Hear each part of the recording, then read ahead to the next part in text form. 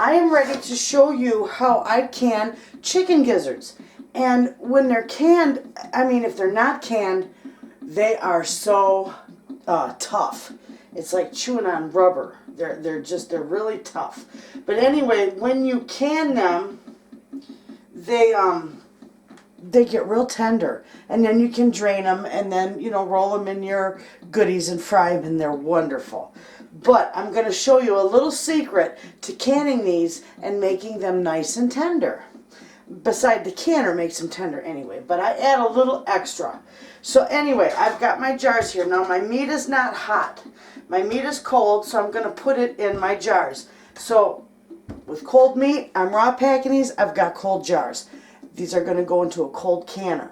I don't want to put this cold meat into hot jars, into a hot canner, because you'll give them thermal shock, and you take a risk of breaking your jar on the bottom. I don't know if any of you have ever had that happen, where your jar just perfectly, it's like the bottom just breaks right off. That's called thermal shock. That's what happens when a cold jar hits hot water, or vice versa. So with that, anyway, we're going to get these going. Now I'm going to pack these in jars, but I'm not going to pack them real tight. You don't want to do that because meat is dense, and the inside of this jar needs to reach 100 or 240 degrees, which means it needs to be 240 degrees on the inside of the meat in order to have it safe. So I'm just going to pack it loose in these jars.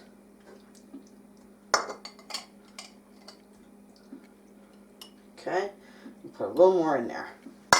Just loose, just like so. Lots of room in there. That's all you want. Okay, so we're going to pack these. My hands are nice and clean. I rinsed the meat and I let it sit there because I rinsed all the blood off in it. And I've just let it sit there to drain. I rinsed it till it rinsed clear.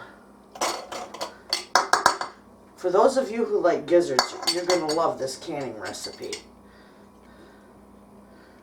Okay, that looks good. But remember, just keep it loose. Don't pack them in real tight.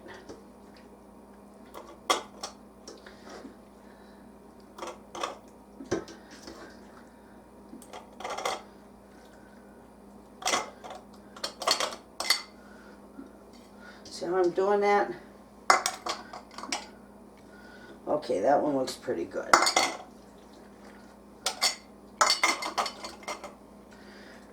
I'll show you this one more, how I get them packed in here loosely. And then I'll turn the camera off and finish packing the other one so that I can do all this in steps.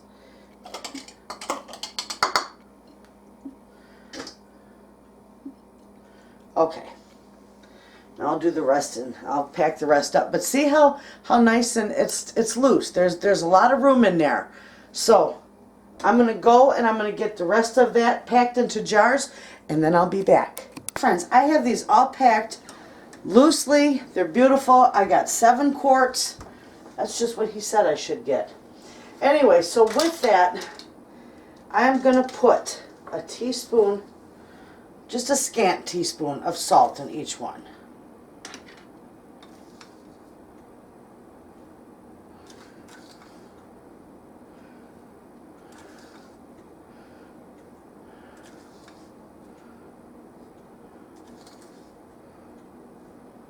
Okay, and with that, I am going to put a half teaspoon. Here's your secret, friends. A half teaspoon of plain white vinegar. You won't taste the vinegar, but it will definitely tenderize the meat. I might even make this a whole teaspoon, because I usually do meat in pints, and I usually use a half teaspoon. So I think I'm going to do a whole teaspoon, but you will not taste this. Here we go. I'll go back through. It's going to wind up being a whole teaspoon for a quart. This will tenderize that meat like you wouldn't believe. It'll just melt in your mouth. Okay. Okay, now I got my water there. I need my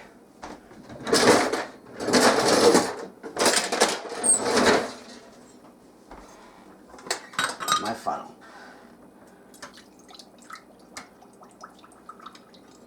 I have to keep filling them because that water will all seep its way down. See that? And you want it about a good 1/2 inch headspace.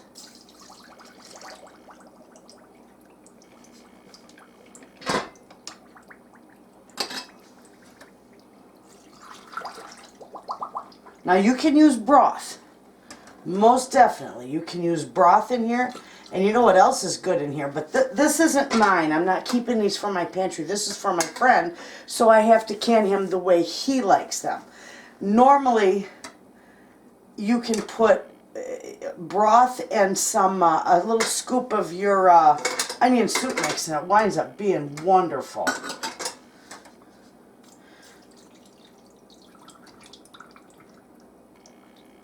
But this is the basic. This is the basic canning recipe.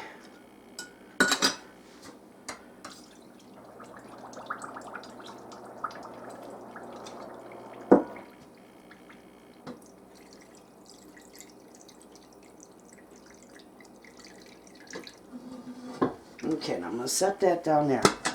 Now I'm going to go through, and you're going to want to give these a good debubbling. Try to use something that's plastic or wooden. You don't want to use metal because metal could chip. I know I've used it before, but it's not with meat. When something was easy to move. See that? How that does wonderful. Okay, we're going to set that aside. That one should be. Let me make sure. That one should be good. Yep. Fantastic.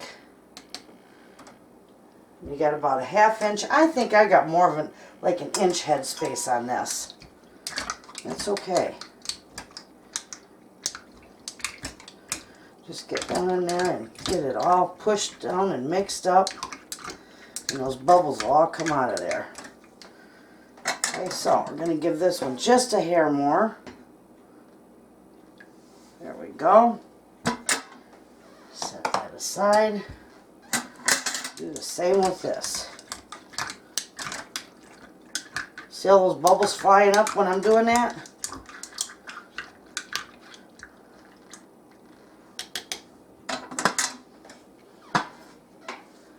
Top it off.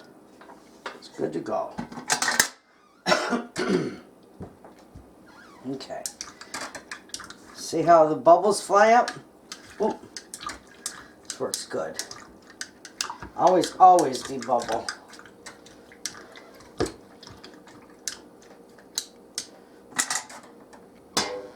Top it off. Good to go. Alright, I'll get all these finished and I'll be back. As they are all debubbled. Now what I do is I just take and I wipe the rims. I dampen a little piece of paper towel with my leftover vinegar and wipe these rims off. Really good.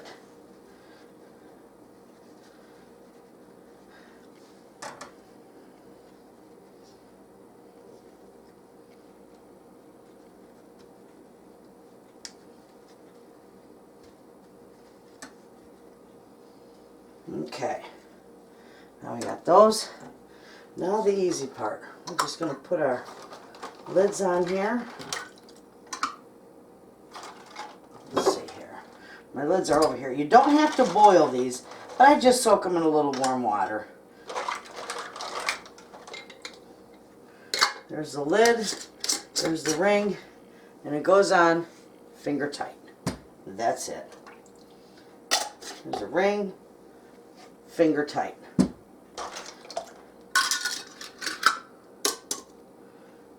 There's the ring, finger tight. You don't want them any more than finger tight. I know I got another one in there.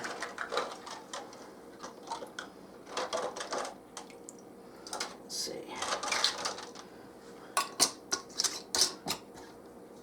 I just do it finger tight. That is it.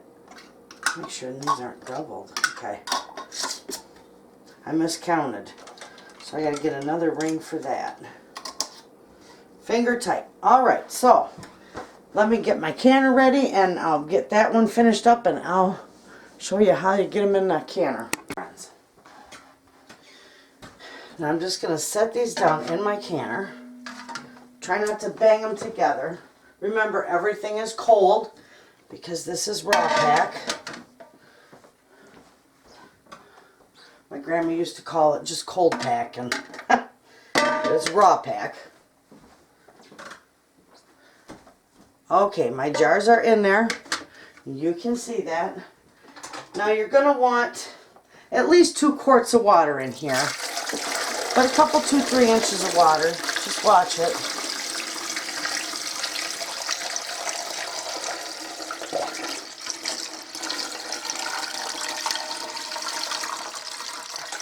That looks good. Yep, I got it. Now the vinegar that I put in here, I've got some of it in my jars. I used the rag, so the last I'm just going to put right in this water so I don't waste it. And it will keep your jars from being cloudy. Okay? So with that, I'm going to turn this way. Get it nice and even on your stove. Turn your burner on high. We're going to put our canner lid on, but we're going to put it on the right way. And I got to put my seal back in it. Okay. Alright, that's good. I want it this way. Okay. Alright, now I'm just going to let that go because this is going to have to all heat up and this vent is going to have to spew steam for about 10 minutes. And that will assure that everything is heated and that all the extra air is expelled out of your canner. And that assures for successful processing. So, when that starts spewing, I'll show you. Okay, friends, this is spewing. You can't see it probably, but you can definitely hear it. And I let this go and spew for about 12-13 minutes, just because it was so cold when I put everything in there. So now I'm going to put my heaters on. I'm going to put my 10-pound weight on there. And as soon as that starts to jiggle, that's when I'm going to start timing it. These are quarts, they're meat, they're going to have to pressure can for 90 minutes. Any meat, anything with meat in it, must can for 90 minutes to can safely. So there you have it. As soon as that's done in 90 minutes, I will show you how beautiful those turn out. And I believe my friend will be happy. Okay, friends, I just took the jiggler off. All this pressure's out of it. When you open this, make sure you open this away from you. Look at all that steam. Alright, we'll see how these turned out. Oh, you can smell them. They always smell so wonderful. Okay. Look at there. That turned out nice. Hopefully they're all going to seal and everything's going to be good and successful. Oh yeah, they turned out beautiful. They all still got a lot of juice in them. See that? No siphoning. Wonderful. And that always when you're done, when the timer's up, just turn off your stove and just let them cool down. Well, let the pressure release all on its own. Otherwise, when you do it too fast, if you try to release the pressure, you'll get siphoning in there. And you'll lose all your liquid out of your jars. But look, it's all there and it's beautiful. Absolutely. So there you have it, friends. That is, let's see, I might get you over here. That is how easy it is to can up chicken gizzards. And they're wonderful. And then when you open them, all you got to do is let them drain. And then, lay them out and pat them with a paper towel. roll them in your flour, your egg, your batter, whatever you want to roll them in, and fry them in a little bit of oil, butter. They're wonderful. So there you have it. Thanks for watching.